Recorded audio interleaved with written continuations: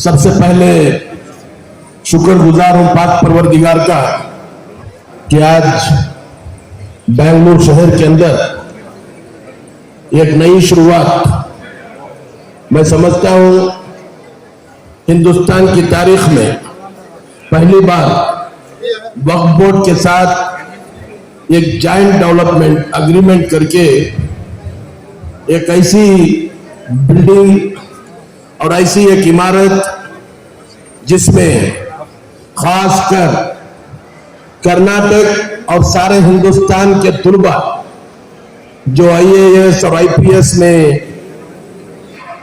पढ़ने के लिए ख्वाहिशमंद है और उनका टैलेंट है, एग्जाम में ऐसा नहीं कि मतलब किसी भी लोगों को लाकर जमा सकते हैं। पहले मैंने समझ मेरी जो समझ है उस समझ के हिसाब से पहले टेस्ट होगा।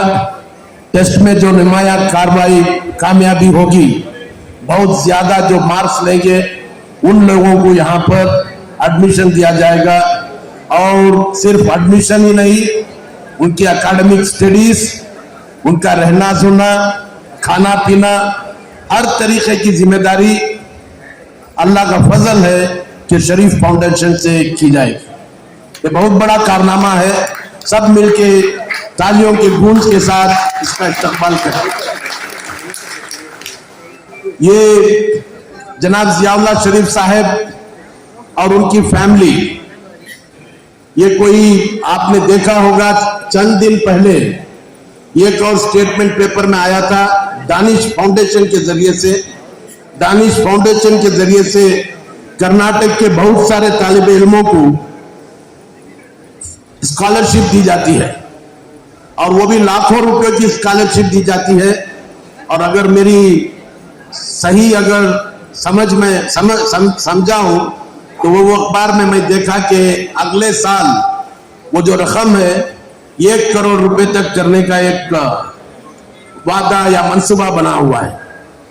तो आप जान सकते हैं ये तकरीबन, जैसा मैं समझता हूं, तकरीबन 15-20 साल से ये हर साल दानिश फाउंडेशन से स्कॉलरशिप दी जा रही है। इसके साथ साथ यहीं बिल्कुल करीब साउथ एंड सर्कल में, वहां पर भी सेंट्रल मुस्लिम एसोसिएशन की एक बिल्डिंग है, वहां पर एक बहुत बड़ा हॉस्टल भी जियाउल्लाह शरीफ साहब ने बनाकर दिया हुआ है, बिल्कुल साउथ एंड सर्कल के पास। ऐसे ही अमित शाह कॉम्प्लेक्स, वहां पर लेडीज के लिए हॉस्टल बनाई गई है। ऐसे बहुत सारे श्रीरंगपट्टनम के अंदर जो उलमा इकराम हाफिज कुरान मौलवी कोर्स वगैरह करके आने के बाद उन लोगों को वहां पर क़याम रख के कंप्यूटर तालीम, इंग्लिश तालीम वगैरह देने का भी एक मंसूबा, वो भी बहुत सालों से वो भी चलता हुआ आ रहा है। ऐसे बहुत सारे चीजें हैं, मैं इनको बोलने जाऊं तो बहुत वक्त भी लगेगा। ये एक चीज अल्लाह ताला ने आपको ये दिमाग में आपको ये बात डाली, आज अपने आपके खानदान के साथ यहाँ पर आए हुए हैं। आपका 3 जनरेशन यहाँ पर है, आप हैं, आपकी बेटी साहिबा है और आपके नवासे और पोते भी साथ में हैं।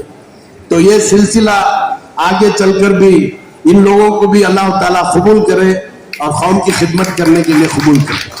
इसके साथ साथ मेरी एक ख्वाहिश है, अल्लाह के फजलो करम से बीजापुर में अल-अमीन मेडिकल कॉलेज, उसका भी मतलब आज बहुत अच्छी तरीके से चल रही है। आज बहन की मातिहत अल-अमीन हॉस्पिटल है, वो हॉस्पिटल जैसा बगल में जैन हॉस्पिटल है उस तरीके से एक अल-अमीन हॉस्पिटल, मेडिकल हॉस्पिटल बनाएंगे तो मैं समझता हूं कि कौम के लिए बहुत कारआमद होगा। इसके बारे में मेहरबानी से सोचें, इंशाअल्लाह हो सकता है अगर आप डिसीजन लेंगे तो मैं समझता हूं कि कोई चंद सालों के अंदर वो प्रोजेक्ट भी हो सकता है। मैं इसके साथ साथ वक्फ बोर्ड के चेयरमैन को और वक्फ बोर्ड की कमेटी के मेंबरों को मुबारकबाद देना चाहता हूं कि आप लोगों ने बहुत पहली बार ऐसा एक कारनामा किया है जिससे आप सब मुबारकबाद के मुस्तहक हैं।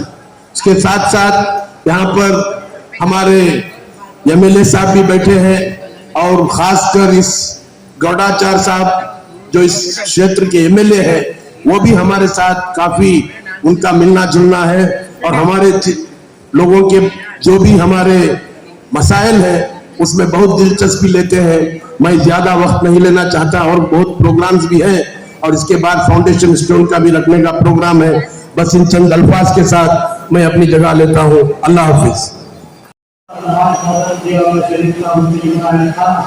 और